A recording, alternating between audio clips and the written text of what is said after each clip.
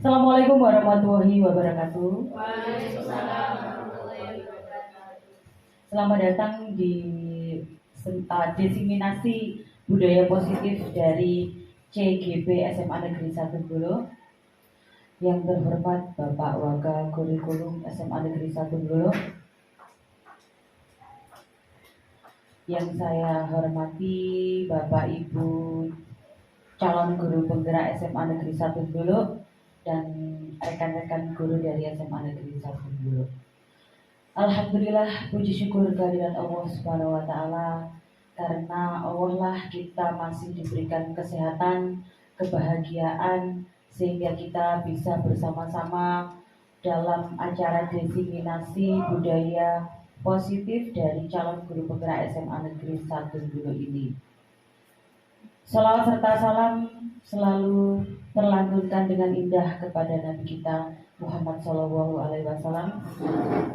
karena beliaulah adalah panutan kita dalam menghadapi kehidupan yang semakin pelik ini.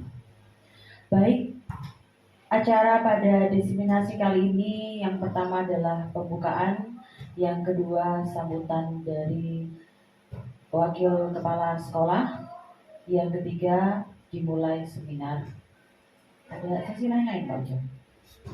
Ya ada. Dan keempat lain-lain, yang kelima penutup. Baik, mari kita buka acara pada pagi hari ini dengan bacaan Bismillahirrahmanirrahim. Semoga acara berjalan dengan lancar dan hikmat. Baik, untuk yang pertama, mari kita dengarkan dulu sambutan dari Bapak Wakil Kepala Sekolah kepada Bapak Usman. Silakan.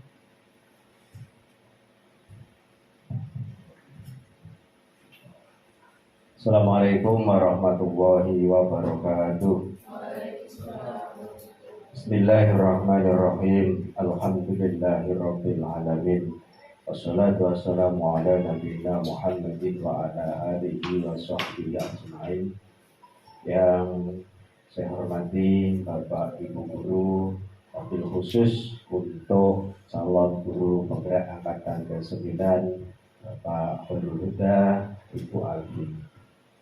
Hari pertama dengan ucapan Alhamdulillahirabbil alamin. Di pagi hari ini acara untuk diseminasi budaya positif bisa kita laksanakan. Tentunya itu merupakan suatu nikmat yang luar biasa karena kita dapat hadir dalam acara tersebut dalam keadaan sehat walafiat. Amin Allahumma amin. Hari keduanya dengan ucapan Allahumma sholli ala sayyidina Muhammad. Semoga sholawat dan salam senantiasa terabadikan kepada baginda kita Nabi Muhammadin Sallallahu Alaihi Wasallam. Bapak Ibu yang berbahagia, di pagi yang cukup cerah ini dan suasana memang panas, tentunya aktivitas-aktivitas yang harus kita jalankan sebagai bentuk kewajiban juga tidak perlu kita hiraukan kondisi yang semacam ini. Tetap semangat dalam menghadapi dunia pendidikan dan membina, membimbing, mendidik anak didik kita. Bapak Ibu, berikutnya untuk acara diseminasi ini, saya berharap bahwa hal ini tidak hanya mandek, stagnan dalam lingkup guru saja, tetapi bagaimana kita nanti bisa mempraktikkan baik di kelas maupun di lapangan di mana tempat kita bekerja. Karena budaya positif yang merupakan budaya yang perlu kita tanamkan dalam pembentukan karakter peserta didik kita. Di antaranya ucapan salam, salaman, kemudian tersenyum, itu juga merupakan budaya positif. Dalam kata awal, semuanya usahakan nanti ketika kita nanamkan budaya positif, ya uluk salam, artinya assalamualaikum, karena itu bagian dari doa. Kalau kepingin jawabannya itu menjadi jawaban yang positif, maka anak-anak juga usahakan diajari ketika ada yang uluk salam, maka kewajiban untuk yang mendengarkan juga menjawab dengan ucapan waalaikumsalam. Itu adalah doa. Ketika di awal sudah saling mendoakan, ini masuk dalam ranah positif, saling mendoakan. Kemudian setelah itu ya bagaimana kita berkata yang baik, kata-kata yang sopan, sehingga pada acara ini semoga sopan, Sehingga pada acara ini semoga harapannya setelah diseminasi ini nanti bisa betul-betul diterapkan dalam lingkungan, terutamanya di SMA Negeri 1 Buleleng ini. Untuk perwakilan, karena Bapak Kepala Sekolah sendiri berhalangan hadir, ada dinas luar, maka saya tidak memberikan satu statement yang khusus yang ini merupakan kewenangan dari Bapak Kepala Sekolah. Sehingga memberikan motivasi saja, tetap semangat untuk calon guru penggerak angkatan 9, terutama Bapak Huda, kemudian Ibu Alfi. Salam dan bahagia tentunya. Demikian yang dapat saya sampaikan. Mudah-mudahan ini nanti dapat berjalan dengan lancar, dan saya pun mohon izin untuk tugas yang lain. Demikian yang dapat saya sampaikan. Akhirul kalam. Assalamualaikum warahmatullahi wabarakatuh.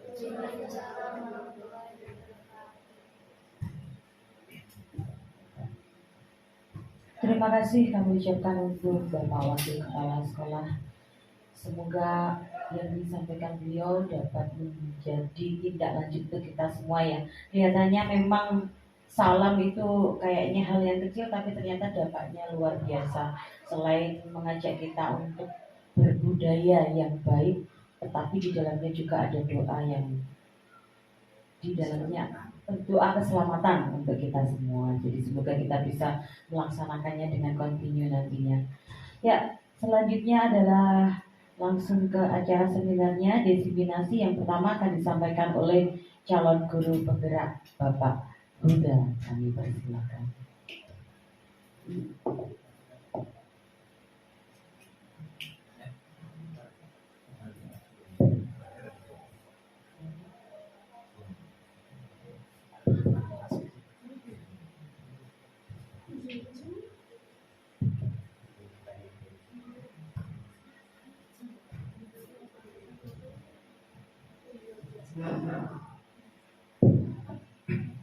Assalamualaikum warahmatullahi wabarakatuh.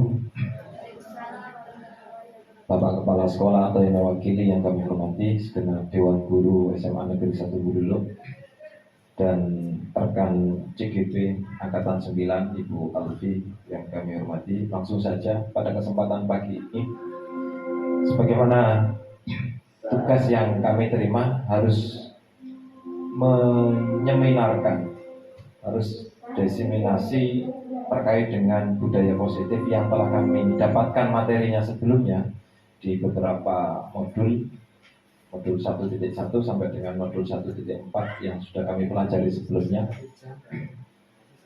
Tugas kami saat ini adalah memaparkan, menularkan, dan mensosialisasikan ke warga sekolah. Sementara ini masih perwakilan, jadi jenengan semua kami undang di pertemuan kali ini sebagai bentuk tahap awal. Nanti langkah selanjutnya akan ada langkah-langkah berikutnya yang akan kita tempuh. Langsung saja Bapak Ibu yang kami hormati. Yang pertama, munculnya budaya positif itu tidak lepas dari filosofi pemikiran KHD, Ki Hajar Dewantara. Ki Hajar Dewantara dengan memberikan konsep nilai dan peran guru penggeraknya.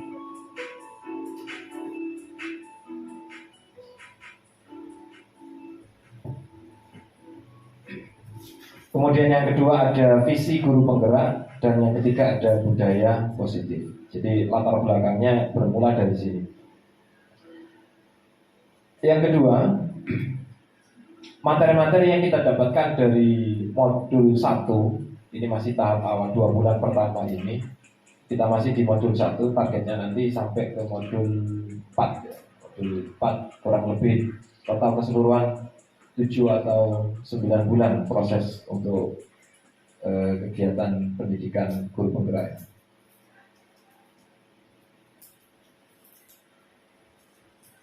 Modul 1 filosofi pemikiran KHD, di dalamnya yang kami dapatkan adalah tentang bagaimana konsep merdeka belajar, kemudian ada pembelajaran yang menuntun, kodrat alam dan kodrat zaman yang kita kenal.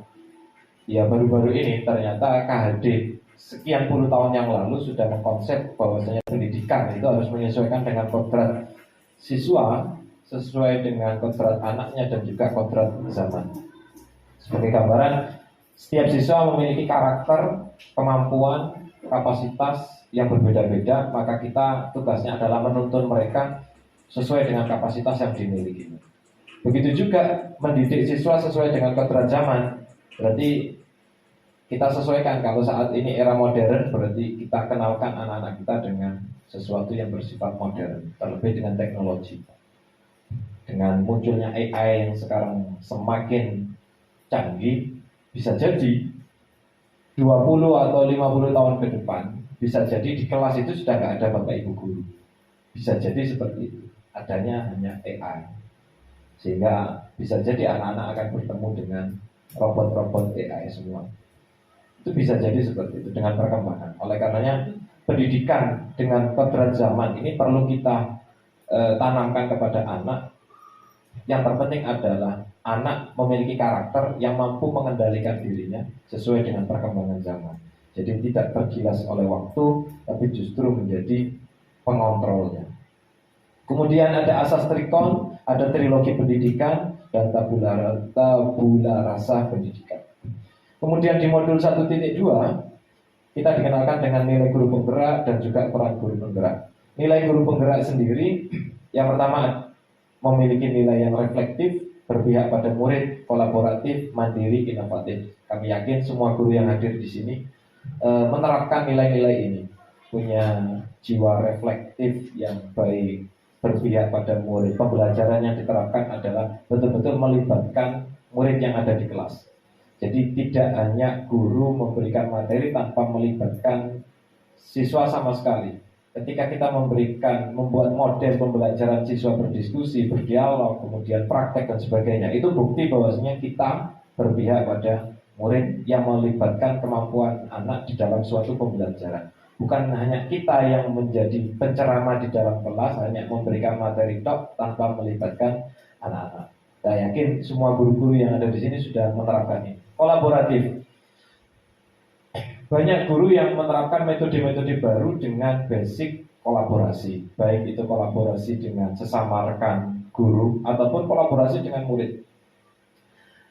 Banyak proyek yang kita berikan kepada anak-anak bisa juga dikerjakan berkolaborasi antara siswa dengan siswa ataupun sebaliknya siswa dengan guru.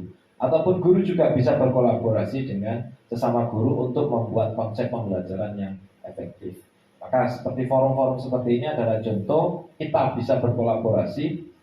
Jenengan semua yang hadir di sini berarti bisa bekerja sama dengan kami tadi memanfaatkan IT untuk dimasukkan dalam pembelajaran.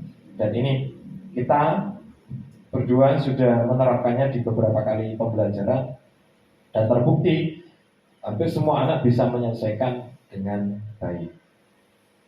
Kemudian budaya positif, materi selanjutnya akan dipaparkan oleh rekan saya Ibu Alfi Lutfia SPG. Kepadanya dipersilakan.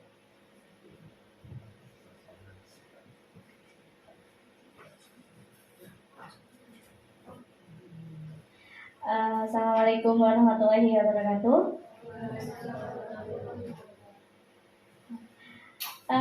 Saya didapuk untuk membahas materi tentang budaya positif. Nah, budaya positif itu apa sih sebenarnya? Kalau menurut Bapak Ibu ketahui, budaya positif itu apa? Tadi sempat disinggung oleh Pak Usman juga. Budaya positif itu apa?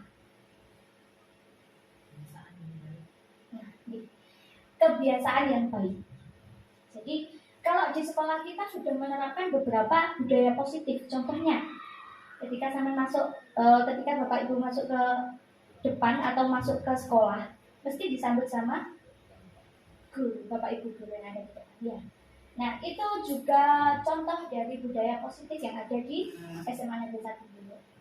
Nah, budaya positif yang lainnya contohnya, kita sudah ada prakarsa perubahan yang biasanya kita masuknya jam 7 pagi. Nah, SMA dulu melakukan perubahan yang tidak biasanya digunakan di sekolah-sekolah yang lain, yaitu masuknya jam 7 kurang 5 menit atau 06.55 menit. Nah, budaya positif apa lagi yang ditumbuhkan di SMA Negeri 1 Muluk selain itu? Nah, ya, menerapkan sholat duha. Jadi anak-anak disuruh masuk sebelum jam 06.55, artinya setengah 7 sudah ada di sekolah dengan jadwal yang sudah ditentukan. Untuk kelas 10 di hari Selasa, di kelas 11 hari Rabu, kelas 12 hari Kamis. Itu juga merupakan budaya positif yang sudah diterapkan di SMA Negeri 1 Hulu. Nah, untuk budaya positif itu sendiri merupakan suatu tindakan yang mana tindakan tersebut itu dianggap baik atau positif. Yang mana budaya positif melalui tahapan bagja akan muncul pembiasaan-pembiasaan positif di sekolah yang akan membentuk suatu budaya positif. Nah, jadi pembiasaan-pembiasaan yang sudah kita lakukan berulang-ulang, nah itu akan menumbuhkan budaya positif karena berulang atau kontinu. Nah, untuk manfaat dari budaya positif ini adalah membuat rasa nyaman dan aman pada murid saat proses pembelajaran berlangsung. Selain itu, budaya positif dapat mendorong murid untuk mampu berpikir, bertindak, dan mencipta sebagai proses memerdekakan dirinya sehingga mereka lebih mandiri dan lebih bertanggung jawab. Nah, untuk yang bertanggung jawab itu sendiri sudah dimunculkan karena masuknya sudah tidak biasa ya. Makanya untuk tanggung jawab untuk lebih bangun lebih pagi, terus mempersiapkan hal-hal yang perlu disiapkan, itu juga tanggung jawab tiap individu masing-masing. Nah, untuk budaya positif di sini ada 5 poin pentingnya, yaitu yang pertama disiplin positif, yang kedua nilai kebijakan dan keyakinan kelas, yang ketiga posisi kontrol, yang keempat kebutuhan dasar, dan yang kelima adalah segitiga restitusi. Yang pertama disiplin positif, di mana disiplin positif itu merupakan yang dimaknai menjadi sesuatu yang dilakukan seseorang pada orang lain untuk mendapatkan kepatuhan, di mana bertanggung jawab atau apa yang dilakukan dengan berdasarkan pada nilai kebajikan. Nah, kalau Bapak Ibu Guru, saya kembalikan lagi, disiplin itu yang seperti apa? Disiplin, taat, patuh, tepat waktu. Nah, berarti ini ada kaitannya dengan peraturan. Ya, karena merupakan peraturan, jadi biasanya kalau di lingkup sekolah disiplin. Kalau di sekolah ada 3. Disiplin waktu, disiplin tugas, sama disiplin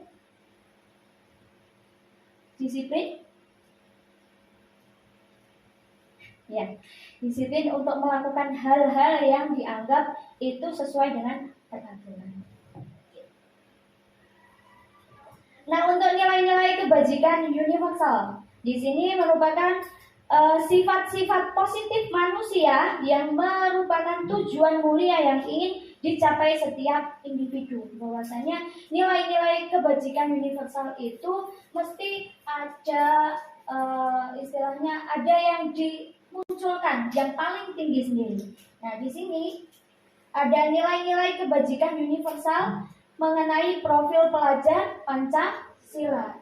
Pasti Bapak Ibu Guru juga sudah mengenal atau tidak asing lagi dengan profil pelajar Pancasila. Yang pertama, beriman, bertakwa kepada Tuhan Yang Maha Esa dan berakhlak mulia. Yang kedua, mandiri. Yang ketiga, bernalar kritis. Yang keempat, berkebinekaan global. Yang kelima, bergotong royong, dan yang terakhir kreatif. Nah, untuk profil pelajar Pancasila ini, insya Allah di sekolah ini sudah menerapkan itu semua. Nah, untuk sikap murid, nah yang dimunculkan dari nilai-nilai kebajikan universal di situ ada 12. Yang pertama toleransi, yang kedua rasa hormat, yang ketiga integritas, yang keempat mandiri, yang kelima menghargai, yang keenam antusias, ketujuh empati, delapan keingintahuan, kesembilan kreativitas, kesepuluh kerjasama, ke-11 percaya diri, yang ke-12 adalah komitmen. Jadi nilai-nilai inilah yang akan kita munculkan pada budaya positif. Jadi sebenarnya ada 7 poinnya, tapi yang istilahnya yang poin pentingnya ada 2 ini tadi, profil pelajar Pancasila dan sikap murid yang akan dimunculkan. Nah, ini salah satunya tadi juga ada Virtues Project atau proyek nilai-nilai kebajikan, sudah ada di situ semua. Untuk motivasi perilaku manusia. Motivasi perilaku manusia. Semua tindakan itu pasti ada motivasinya. Jadi di sini ada 3 poin. Motivasi perilaku manusia. Yang pertama, menghindari ketidaknyamanan atau hukuman. Jadi motivasi yang pertama, dia tidak ingin diberi hukuman. Jadi maka dia melakukan sesuatu itu karena menghindari hukuman. Contohnya, aku tak berangkat jam 6:30 dan nanti ketika saya masuk ke sekolah saya tidak dapat hukuman dari tim ketertiban. Karena ketika nanti kita masuknya kelewat jam 06.55, maka kita disuruh berjajar rapi di depan sekolah itu ya, depannya tiang bendera. Nah, itu nanti kita dikasihkan ujangan apa atau apa. Nah, itu namanya melakukan suatu tindakan, melakukan suatu tindakan yang didasari atas ketidaknyamanan atau hukuman atau menghindari itu semua. Nah, untuk menghindari hukuman itu biasanya bersifat eksternal, bukan dari dirinya sendiri, tapi dari luar. Untuk yang kedua, menjadi diri sendiri, menghargai diri dengan nilai-nilai yang dipercaya. Ini adalah bersifat internal ya, karena mulai dari dirinya sendiri, bukan dari orang lain. Yang ketiga, mendapatkan penghargaan atau imbalan dari orang lain. Jadi ketika dia melakukan suatu tindakan dengan didasari oleh keinginan bahwasanya dia pengen diberi penghargaan atau imbalan, berarti kan bukan dari dirinya sendiri, maka sifatnya eksternal. Nah, bisa dipahami ya. Selanjutnya untuk kebutuhan dasar manusia. Di sini kebutuhan dasar manusia itu ada 5. Yang pertama itu adalah kesenangan. Yang kedua kebebasan. Yang ketiga bertahan hidup. Yang keempat kasih sayang dan rasa diterima. Dan yang kelima penguasaan. Nah, untuk contohnya dari yang pertama kesenangan, bahwa contohnya itu kita kebutuhan seorang manusia kan butuh rasa yang nyaman, terus senang, pengen tertawa, kan seperti itu ya. Itu kebutuhan. Maksud sampai butuh kesedihan? Butuh? Enggak butuh kan ya? Butuh kesedihan juga. Oh, betul. Ya, yang jelas untuk kebutuhan dasar manusia mesti satu kesenangan. Kesenangan itu sangat dibutuhkan. Nah, karena kesenangan itu membuat mood kita menjadi, ketika mood kita jelek atau kita dari rumah sudah pasang muka yang muram, nanti berimbas juga pada keseharian kita. Terus bangun tidur itu istilahnya kesiangan, terus sholat subuh, terus ditambah lagi ada istilahnya pekerjaan-pekerjaan yang menumpuk, akhirnya bad mood. Nah, bad mood ini yang membuat hari-hari kita semakin suram. Ya, wis gak enak lah. Pokoknya melakukan sesuatu wis ketika di pagi hari sama sudah merasa bad mood, berarti wis alamat nanti dalam satu hari full wis pokoknya bad mood tak izin. Ya. Terus yang kedua adalah kebebasan. Nah, kebebasan di sini contohnya kemandirian, terus memiliki pilihan, mampu mengendalikan hidup seseorang. Nah, itu untuk kebebasan. Selanjutnya bertahan hidup. Kebutuhan bertahan hidup itu berarti contohnya sandang, pangan, papan. Nah, itu kebutuhan hidup ya. Terus selanjutnya kasih sayang dan rasa diterima. Nah, ini yang paling penting. Bahwasanya kebutuhan psikologis. Ya, kalau kita merasa kurang disayangi, itu merasa kayak gimana gitu ya. Seakan-akan pemberian. Kurang kasih sayang. Iya. Ya.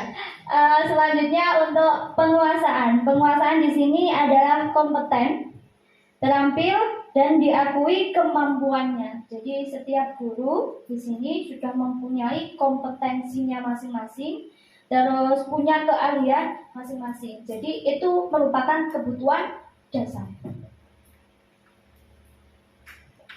Nah, untuk posisi kontrol, sebagai guru harus ada kelima posisi ini. Yang pertama sebagai penghukum, pasti ada guru sebagai penghukum, ya.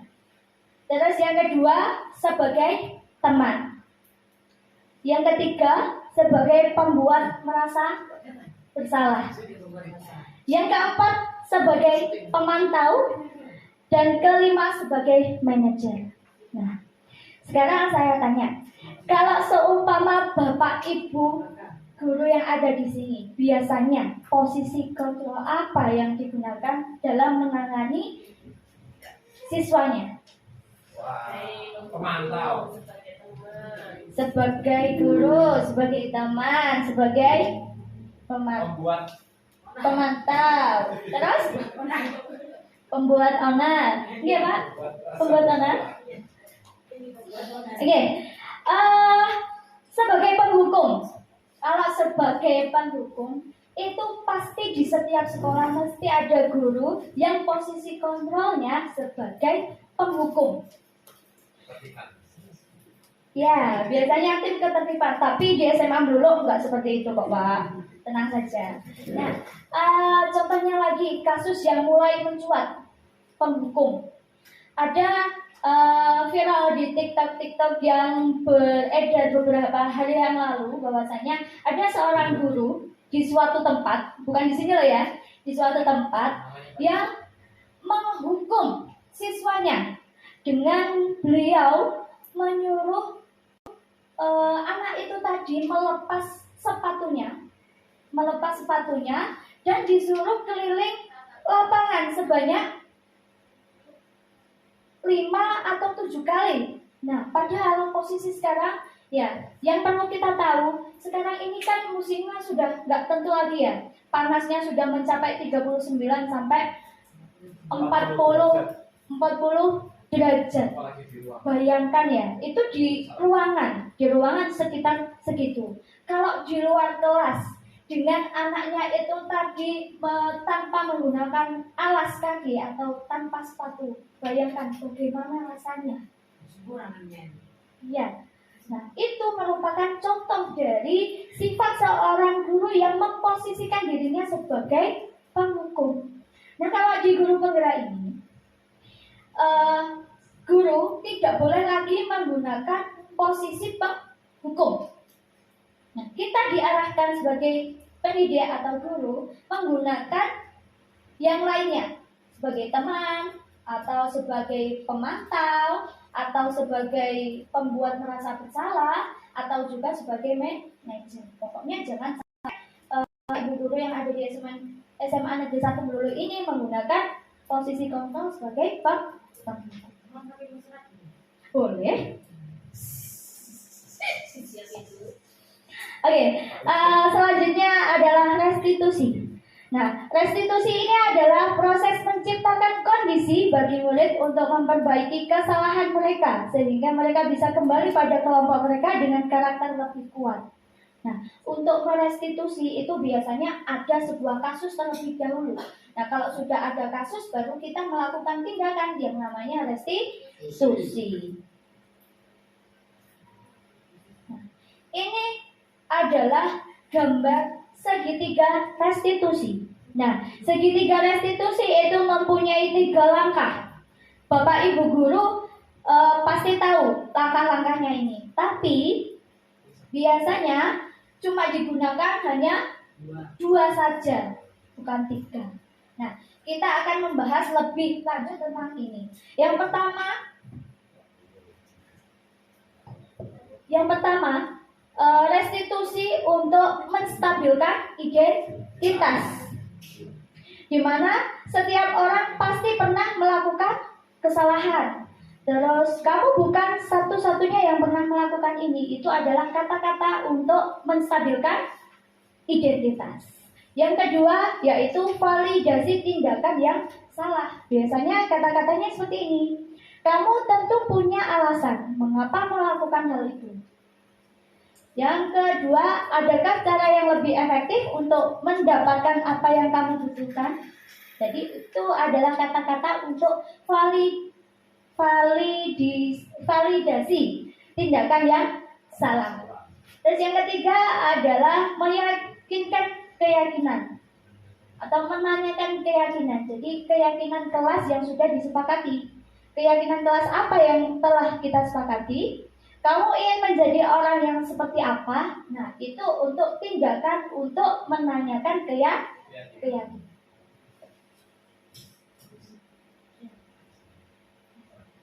Untuk perubahan paradigma belajar. Di situ ada suatu kata-kata ya, yang mana bila kita ingin membuat kemajuan perlahan, sedikit-sedikit, ubahlah sikap atau perilaku Anda. Namun, bila kita ingin memperbaiki cara-cara utama kita, maka kita perlu mengubah kerangka acuan kita. Ubahlah bagaimana Anda melihat dunia, bagaimana Anda, skema pemahaman dan penjelasan aspek-aspek tertentu tentang realitas. Nah, itu kata-kata yang dicanangkan dari Stephen R. Covey, Participle Concept Leadership 1991. Ya, saya diomongin sama Bu Karisma. Mohon maaf Bu Risma. Oke, untuk perubahan paradigma ini ada suatu uji coba. Bahwasanya silakan kita genggam tangan kita masing-masing. 2. Kita genggam. Kita genggam. Oke.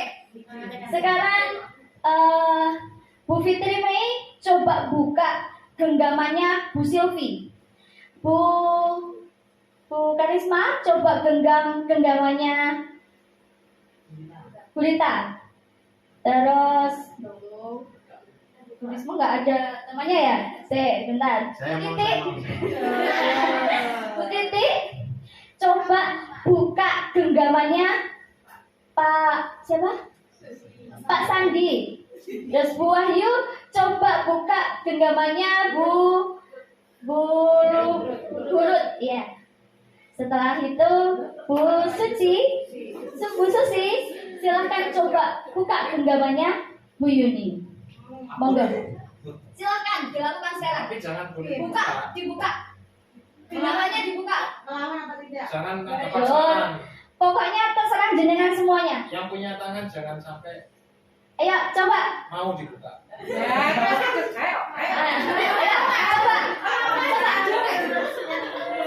Coba. Boleh menggunakan kayuan. Pokoknya tidak boleh memaksa. Pakai rayuan mautnya masing-masing. Pokoknya tangannya sampai terbuka. Monggo. Langsung buka. Buka tangannya. Ada yang bisa membuka? Ada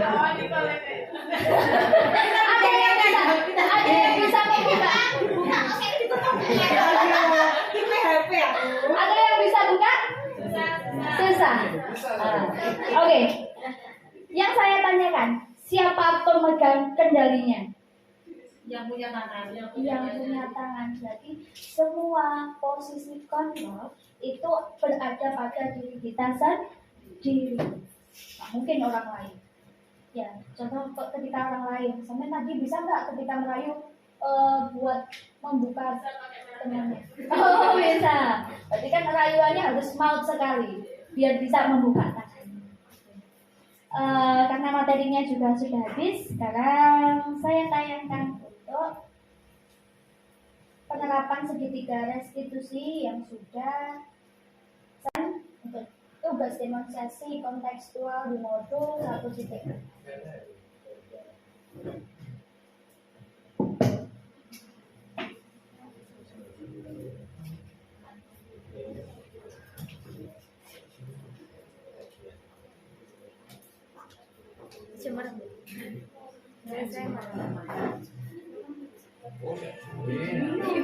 Diminum silakan, dimakan. Aku sambil diminum.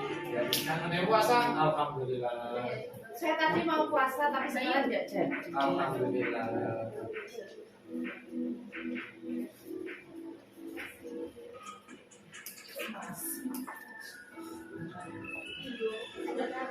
Nah itu untuk keyakinan kelas yang sudah saya buat. Jadi anak-anak saya suruh menempel di papan, ya. Nah gitu. Untuk kelasnya kelas 11.5. Nah untuk kasus satu ini. Jadi kasusnya itu adalah bullying dan perundungan.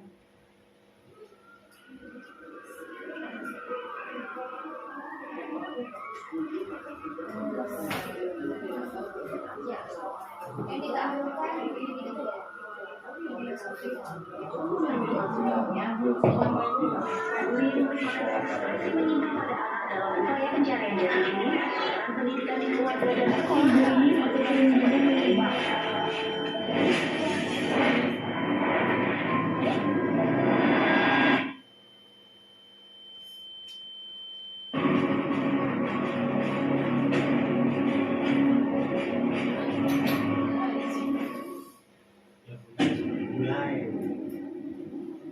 Nadia Kristina, murid SMA Negeri 1 Bulog, pindahan dari SMA Galaksi, yang pernah menjadi korban bully akibat perbedaan agama.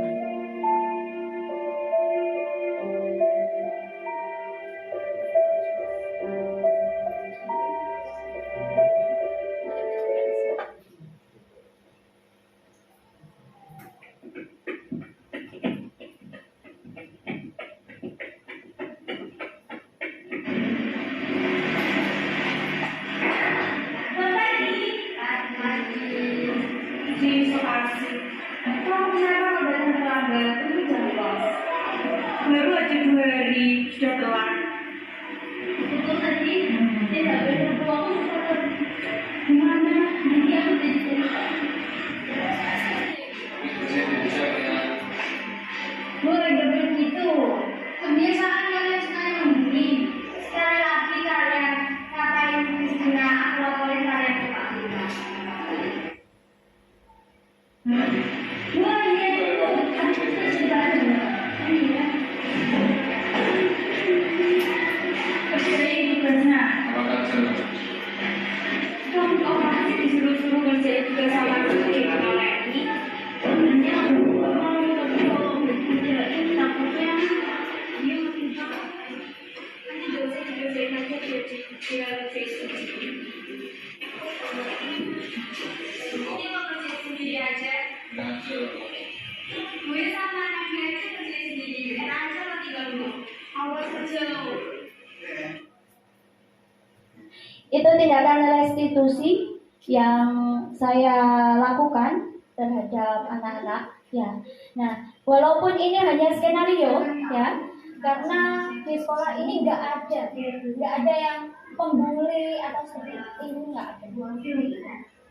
Sejak ada laporan dari perwakilan kelasnya sendiri ke saya yang saya pantau dari CCTV ternyata semua melakukan pembelian kan sampai melakukan pembelian. Kenapa demikian?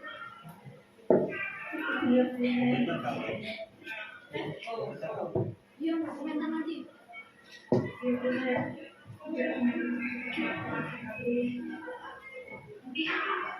Dia suka dengan dia kelas dia juga belajar dia Kalau sekarang kamu malah datangnya Baik, terima kasih. Mohon Bu Alfi untuk ditunjukkan video tadi untuk restitusinya. Kaitannya untuk tindakan yang dilakukan digeser.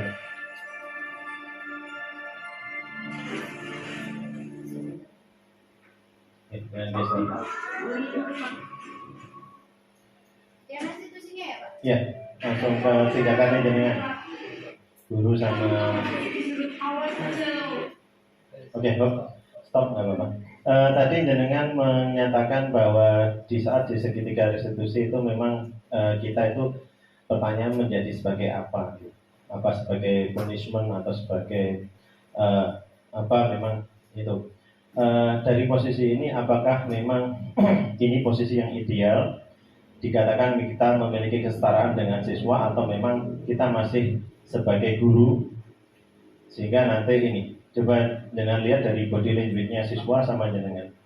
Apakah memang ini posisi yang bisa openingnya dari siswa tersebut dan dia merasa bisa menggali kesalahannya bagaimana? Karena di sini kan kelihatan dia sudah tampak bahwa dia ketakutan sama jenengan. Dari sini. Terus dari posisi depan berhadapan-hadapan.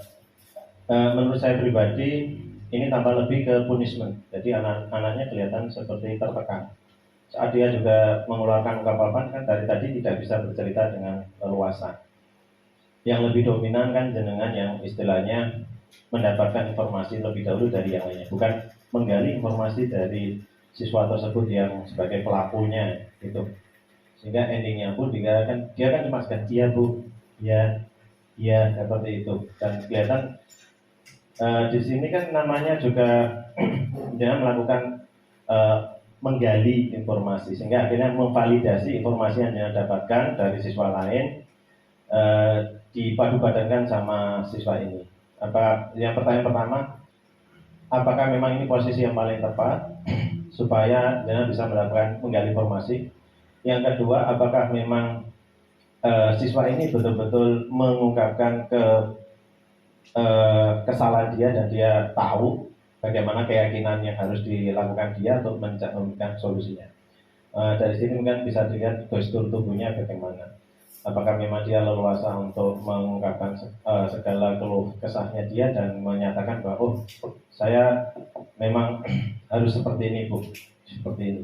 Karena tadi memang volumenya lebih kecil, dengan lebih dominan untuk mendominasi, bukan memancing pertanyaan, bukan memancing apa yang dia lakukan, tapi jenengan kelihatan sudah tahu dari informasi jenengan.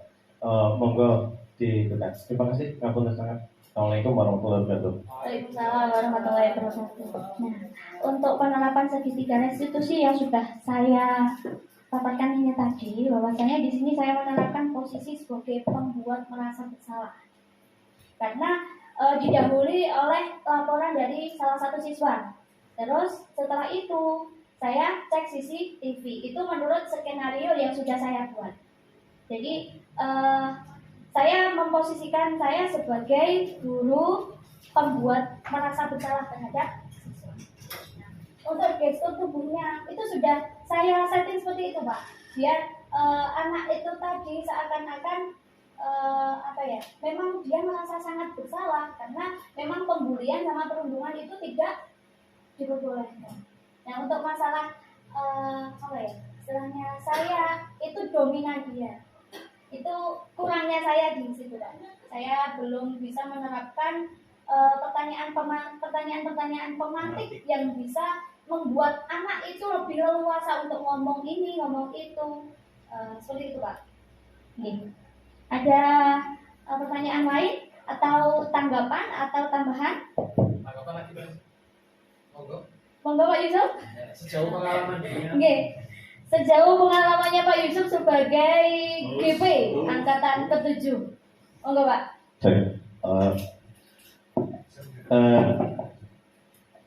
Memang kalau untuk kasus bullying yang memang yang dilihat itu memang ngapunten sangat untuk ini tadi kan sebenarnya kan ada dua sebenarnya pelakunya yaitu Alam itu sama Alam Gea sama ini memang. Tapi memang mungkin jenengan eksekusinya ke satu anak kayak gini. Iya. Ya untuk next time memang untuk alamnya mungkin juga diikutkan gitu. Mohon maaf memang bukan ini. Cuma tadi untuk membuat supaya merasa bersalah mungkin memang itu mungkin jadi salah satunya dari jenengan selaku CGB-nya ya. Tapi banyak hal yang bisa jenengan gali ya, kenapa nanti itu alasannya dasarnya bagaimana anak itu membuling si Nadianya itu nanti akan kelihatan seperti itu. Bahkan di sini pun juga akan tampak lebih indah kalau misalkan si korban pun juga dihitungkan dengan berteletabis pun juga nanti cepika-cepiki berpelukan itu kan nanti akan lebih ini maaf bukannya seperti itu nanti dari skenario-nya akan lebih sangat ini kan tapi ya nggak apa-apa namanya juga punishment itu memang anak sekarang kalau tidak diberikan berikan merasa guilty atau bersalah nanti pasti akan diulangi lagi begitu. Ya terima kasih itu saja cuma tambahannya mungkin dilanjut sama kegiatan yang lainnya. Saya akhiri assalamualaikum warahmatullahi wabarakatuh. Waalaikumsalam warahmatullahi wabarakatuh. Terima kasih Pak Yusuf atas saran dan masukan yang sangat luar biasa sekali bagi saya. Ya memang sempat terpikirkan seperti itu karena gimana ya Pak? Kemarin memang waktunya untuk mengambil syuting ini untuk demonstrasi kontekstual itu waktunya sedikit. Terus ditambah lagi anak-anak juga waktunya P5 kalau nggak salah ya. P5 jadi untuk mengambil gambarnya mungkin kurang sedikit agak panjang gitu waktunya. Tapi dirasa ini sebagai masukan jenengan ya. Okay. Ada lagi, monggo. Yang slide-nya tadi Bu Alfi mungkin bisa ada.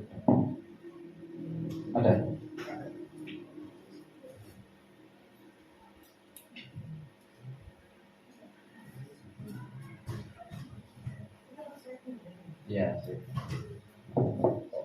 Nah berikutnya kita lihat restitusinya Pak Huda. Bukan, kembali ke kembali ke mana? Ke laptop? Iya itu laptop.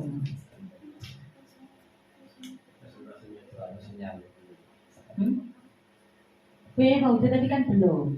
Ini diputarkan. Kurang lebih hampir sama ya punya saya.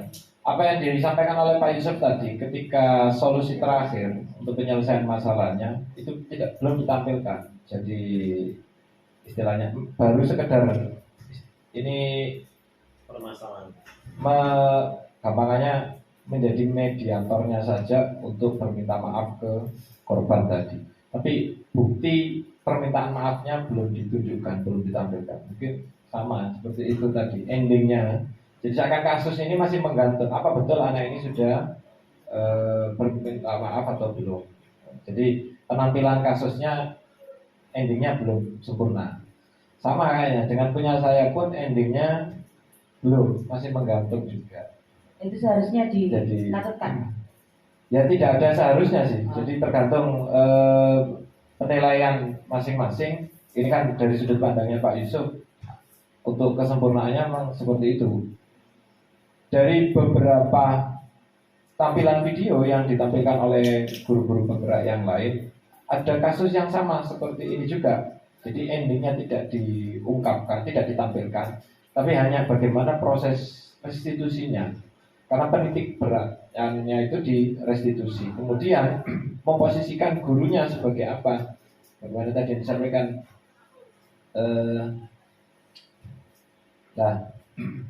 Posisinya guru tadi memposisikan diri sebagai apa? Kata Bu Alfi tadi kan memposisikan diri sebagai pembuat merasa bersalah. Nah, dari 5 posisi ini hampir semua guru itu menempatkan dirinya masing-masing di antara 5 ini. Bisa jadi 2-3 posisi sekaligus dalam satu tindakan, bisa jadi. Yang paling bagus yang mana? Idealnya memang yang paling bagus adalah sebagai manajer. Tapi untuk sebagai manajer itu pun harus melihat situasi dan kondisinya juga. Maka tadi seperti kita berikan contoh, seperti di semua sekolah yang ada umumnya tim ketertiban itu susah kalau menempatkan diri sebagai manajer, apalagi sebagai pemantau. dengan sekian banyak kasus yang ada, hampir setiap harinya itu direstitusi. Kemudian memposisikan gurunya sebagai apa? Bagaimana tadi yang disampaikan? Nah, posisinya guru tadi memposisikan diri sebagai apa? Kata Bu Alfi tadi kan memposisikan diri sebagai pembuat merasa bersalah. Nah, dari 5 posisi ini hampir semua guru itu menempatkan dirinya masing-masing di antara 5 ini. Bisa jadi 2-3 posisi sekaligus dalam satu tindakan, bisa jadi. Yang paling bagus yang mana? Idealnya memang yang paling bagus adalah sebagai manajer. Tapi untuk sebagai manajer itu pun harus melihat situasi dan kondisinya juga. Maka tadi seperti kita berikan contoh, seperti di semua sekolah yang ada umumnya tim ketertiban itu susah kalau menempatkan diri sebagai manajer, apalagi sebagai pemantau. Dengan sekian banyak kasus yang ada hampir setiap hari, untuk penyelesaiannya seperti itu pun waktunya tidak sebentar. Nah, kadang persuasif itu penting, langkah-langkah persuasif itu. Cuma ketika kondisi di anak SMA, langkah persuasif apakah memungkinkan? Nah, ketika tidak memungkinkan, maka akan kembali lagi ke paling atas. Guru memposisikan diri sebagai penghukum, sebagai punisher. Jadi idealnya memang seharusnya bisa sebagai manajer. Tapi lihat kembali lagi ke tadi kondisi anak, situasinya seperti apa. Kadang anak itu ketika kita berikan apa istilahnya wejangan dan sebagainya, itu pun hanya didengar tapi nggak sampai merasuk.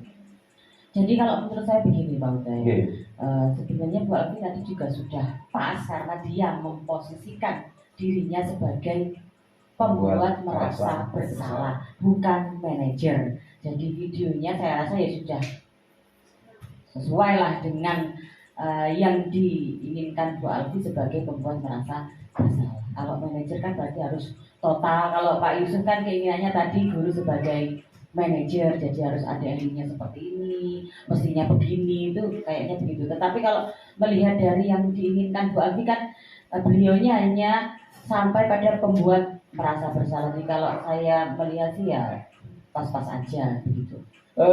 Ada benarnya juga Pak Yusuf menyampaikan ketika posisi berhadapan antara guru dengan murid itu memang seperti sebagai penghukum atau sebagai pembuat merasa bersalah. Berbeda ketika muridnya didudukkan di sebelah. Ya, itu akan memiliki kesan berbeda. Sebagai teman. Jadi guru bisa memposisikan sebagai teman ketika anak itu didudukkan di sebelah. Jadi bukan sebagai penghukum. Memang dari segi penempatan posisi itu pun juga mempengaruhi. Tapi kan sesuai kan? Nah makanya kembali lagi guru ini memposisikannya sebagai apa? Nah kalau memposisikan sebagai merasa bersalah, sebagai penghukum, ya sudah itu sudah benar. Tapi kalau memposisikan diri sebagai teman, nah, itu kurang teh kopi Pak saya. Harus dijejeri. Oke, monggo Pak Yusuf. Ya, ada sampingannya itu biar tambah enak. Sebenarnya bukan masalah posisi sebagai punishment teman atau manajerial. Yang kita pengen perkenalkan ya berkaitan sama sebuah komunikasi dengan siswa.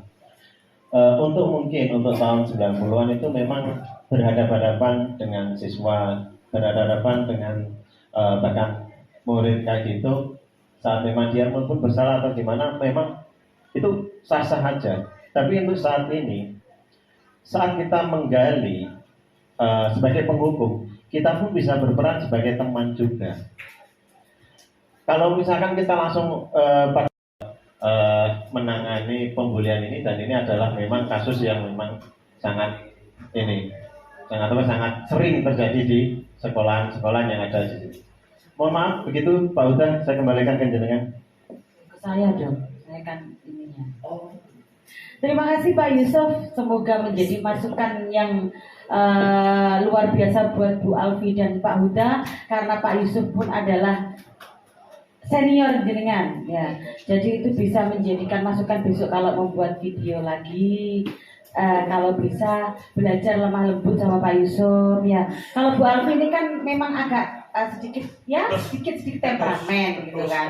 Ya kan orang kan dia beda-beda loh, kayak saya seperti ini, terus Bu Karisma seperti itu. Saya disuruh seperti Bu Karisma ya kemungkinan satu waktu bisa, tapi kan ya karena sifat dasar saya seperti ini, kalau disuruh lemah lembut kayak Bu Karisma mungkin ya bisa, tapi pasti ada tapinya. Jadi Bu Alfi, Pak Huda, semoga lain kali bisa lebih bagus lagi. Tapi kalau saya rasa sih sudah relevan ya, sudah relevan dengan yang diinginkan. Tinggal ya dikit-dikit aja, karena sifat manusia kita kan ya beda-beda, jadinya cara menangani anak pun tentunya juga berbeda-beda.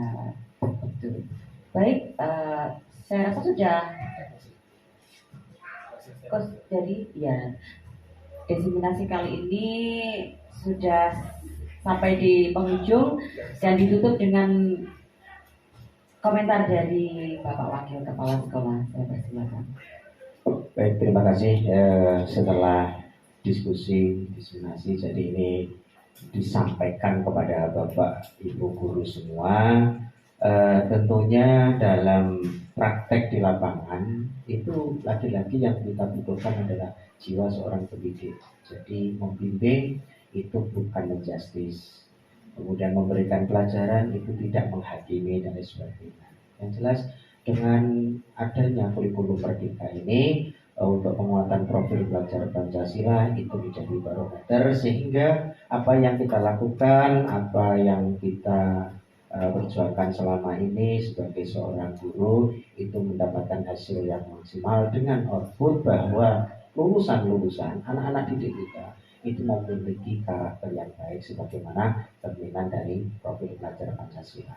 Jadi ini sebuah diseminasi, lagi-lagi saya sampaikan bahwa ini jangan stagnan hanya di sini, tapi kita harus betul mempraktekkan di lapangan seperti apa. Ya, bisa dimengerti ya semuanya. Jadi terima kasih kepada semuanya. Saya itu yang dapat saya sampaikan. Assalamualaikum warahmatullahi wabarakatuh.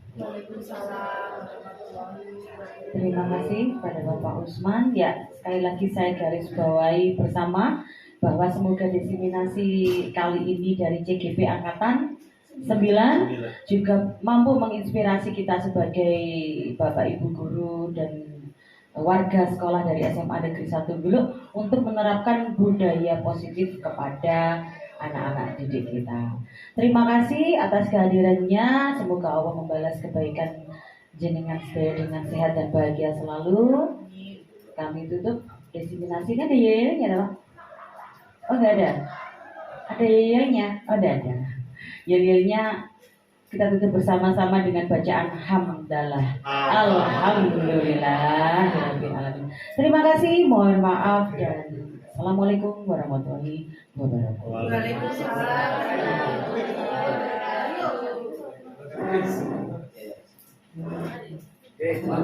Matur suwun semuanya.